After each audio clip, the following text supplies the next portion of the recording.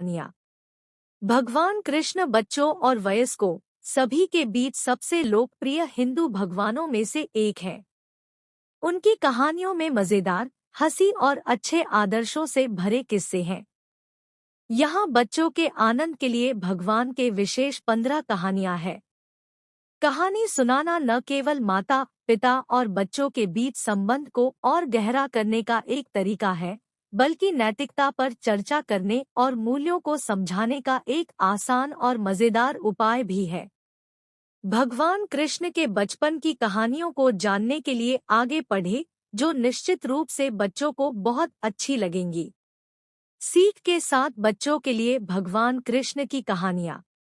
भगवान कृष्ण बच्चों और वयस्कों सभी के बीच सबसे लोकप्रिय हिंदू भगवानों में से एक है।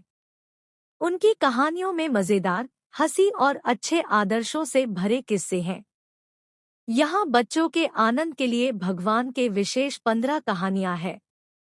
एक, कृष्ण के माता पिता की कहानी। प्राचीन काल में उग्रसेन नाम का एक राजा था, जिसके 2 बच्चे थे, कंस नाम का एक बेटा और देवकी नाम की एक बेटी। देवकी नम्र और शांत स्वभाव की थी, लेकिन कंस दुष्ट था। जब वह बड़ा हुआ तो उसने अपने पिता को कैदखाने में डाल दिया और राजा की गद्दी खुद संभाली, जबकि उसकी बहन की शादी राजा वासुदेव से हुई। एक दिन कंस ने एक आकाशवाणी सुनी, तुम्हारी बहन का 8वां पुत्र बड़ा होने पर एक दिन तुम्हारी हत्या करेगा। इससे दुष्ट कंस डर के मारे अंदर तक हिल गया और वह अपनी बहन को मारना चाहता था।